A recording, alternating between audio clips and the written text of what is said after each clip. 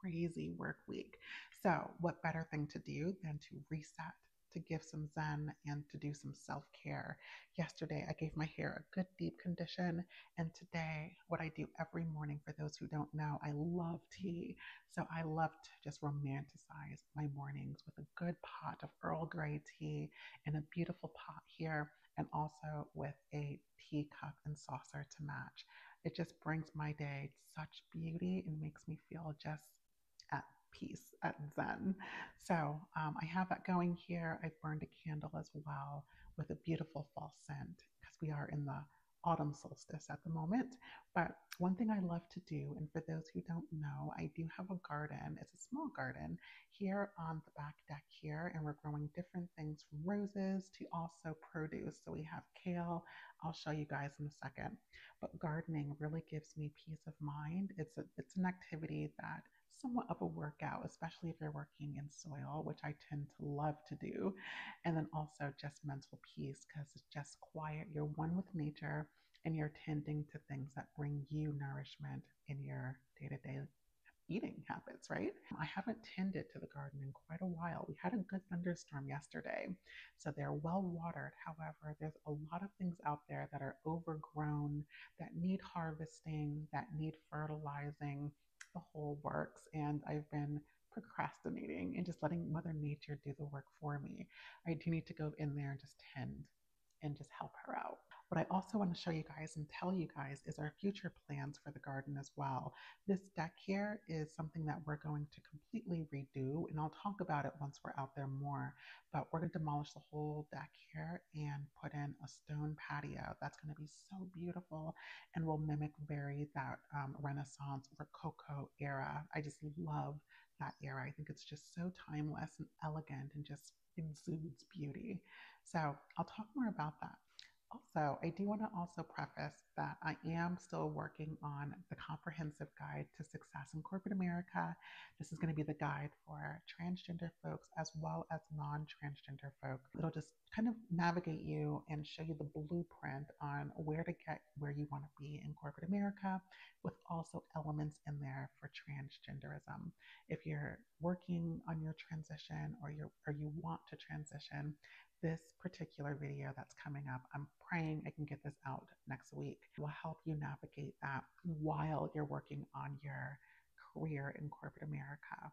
I promise it'll be good for all those to come.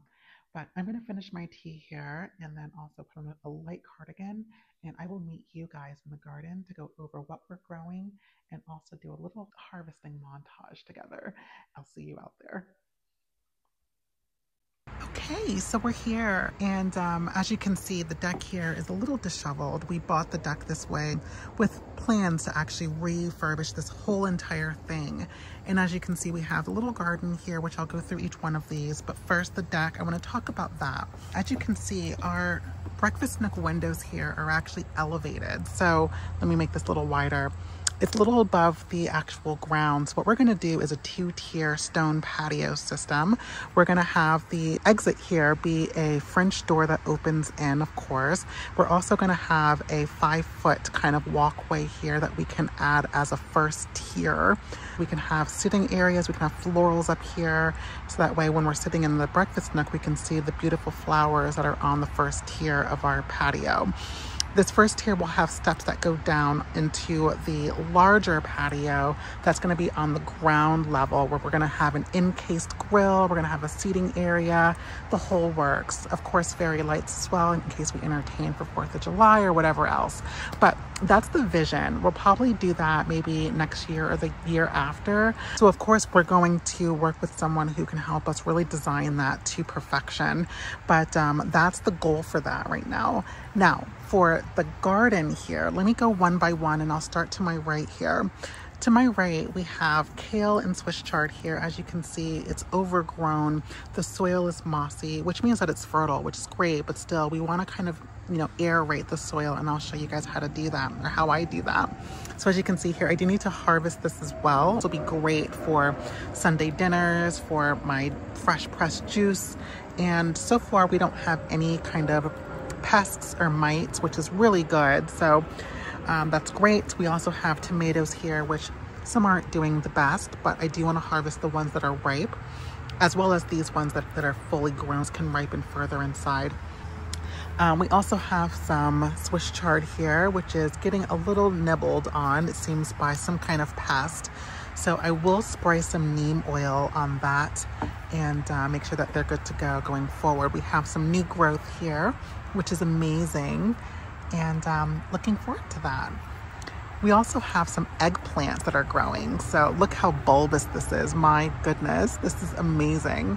And as you can see, the soil is beautifully watered from yesterday's thunderstorm, which is perfect. I do want to just aerate this as well, so that way air can get inside the soil and give some oxygen to the root system underneath. But this eggplant is growing beautifully, and I might harvest that in a couple of weeks. And we also have a new one here that is flowering and growing beautifully. Also, these flowers here are not edible. They're actually poisonous and are a family of the, I think it's called black nightshade. That's the flower that was used in old Victorian era by women to poison whoever they were going to poison. This is a deadly flower that will make you really sick. There are some flowers that are edible. This one is not one of those that you can eat, unfortunately. We also have another one here that is growing beautifully as well. Look just how amazing that is. I love it. And we can't forget our little friend here. He helps keep all of our pests away. He's a good friend of mine, so I like him to be there. Now we have our peonies here. I grew this 2 years ago, and peonies take a little while to set root. So it can be about 2 to 3 years before you actually see any kind of peony blooms. Thankfully, this year we did get some peony blooms. We got 3 actually from this plant here. This one didn't produce any just yet, so its root system is still kind of getting acclimated to this pot here. But it's time to actually deadhead these. It's time to winterize them. As you can see, they are donezo for the year. But these will come back every single year, and it's a beautiful pale pink peony bloom. It's gorgeous. I love them. Now, coming over here, these are our rose bushes. As you can see, they're growing wildly, and I need to really keep these under wraps. These are growers, and this one here actually died on me. I had this one here for about maybe 3 years now, and I did something wrong where I think I winterized it too early, and it killed the entire plant. Lesson learned for me. And as I always say to my followers who follow me on social media, gardening is very forgiving. So if you make a mistake here, you can always try again and not do what you did before, right? But I plan to get a brand new rose bush for this plant, this potter here, that will be beautiful. This one here is a beautiful pinky color as well, and it's growing too tall. So I'm just gonna snip these back because it's reaching for light, which is why it's growing like that. So I need to really reposition these potters here into an area that has more light, or take away this tree right here, which is a little too close to the house anyway. So that way the sunlight can really, really shine on these particular plants here, and it will nix us in the bud. It seems that we also have some pests here, as you can see. So I'm going to spray this underneath the leaves as well. Pests love to live underneath the leaves and munch under there. Now, these are also tomato plants. I have an indoor hydroponic system, but Abram, my husband, actually gets a little allergic to the spores that those sproutlings produce. So I moved them out here into their own separate grow bags, and these have been flourishing ever since. It seems that I do have to pluck and harvest some ready to go tomatoes here, which is great. And it seems that I neglected some as well. Yesterday's rainstorm, I guess, demolished those right there. But overall, this plant is doing okay. It's on its way out because it's getting colder in the mornings. But overall, we're in business. We have some new ones that are coming there. And we also have some new ones that will be coming here as well that will ripen. And I typically pluck these and use these, all of the produce, for our Sunday dinners. So I don't know what I'm going to make tonight, but I definitely will use something with the kale, maybe a kale salad, who knows. I will figure that out. Now for the future garden, I have a whole plan that I've talked to my followers on social media about. It's gonna be so beautiful. As you guys know, as I've mentioned, this is gonna be a stone patio, and I'm gonna go actually walking into the forestry here so I can show you my vision. Let's go this way so we don't disturb our little arachnid friend on the other ends. But so the stone patio will come out pretty far. We're gonna have all of this leveled out, and some of these trees will be cleared as well, especially to let more sunlight in for the actual English garden back here. But if we come over here, we are going to have a walkway that leads from the stone patio here to the English garden back here. So as you can see, this walkway is somewhat already kind of laid out for us right here. You can see the edges there. So it'll go here. It'll be all stone. It'll be lined with potters of flowers on either side of this walkway, leading you to the garden into this glade area right here. Just look how magical this is. It's absolutely stunning. My God, I love it back here.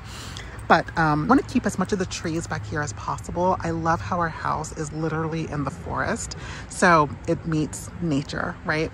But this glade area is perfect for the garden. The garden walkway will come up here to the back tree line there, and it'll be kind of like a cross, right? So it'll come this way, and then there'll be a walkway kind of going through that center walkway. And each of the sides here will have a quadrant of different garden beds. So a garden bed here, a garden bed here, a garden bed there, and also back there. So it's going to be very organized. The center will have a fountain as well. The back will have a sitting area, which is perfect for just, you know, having your tea and watching and gardening as you wish. But it's going to be so beautiful. I cannot wait. One of the quadrants will have all leafy greens, so Swiss chard, kale, other things. One will be an herb garden as well. So I love tea, as you guys know, so I'll grow mint, probably in a separate container because mint can really overtake a garden bed. So it's best to have those in a separate kind of potter or whatever that it can kind of flourish in. But lemon verbena will be in there, thyme, you name it, and so forth. One will be a seasonal bed for like pumpkins, for you know, just different seasonal vegetables that I love. I love pumpkins. And then another one just for like maybe any kind of things that I'm experimenting on or trying to grow first and foremost, and just practice that.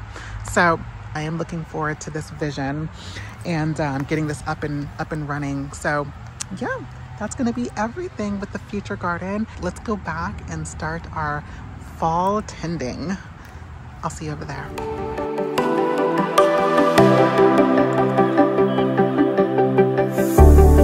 Know when your body feels so tired to get out of bed, you pour your heart on a letter to chase it away. Got sun and it's all because of you. Hey, what's gonna give you more time forever? Know what they say, only time will tell. You know what they say, it never really cares. When I'm sleeping with someone new, I just close my eyes and think of you. When I'm sleeping with someone new, I can't help myself, I wonder if you still feel the way I feel.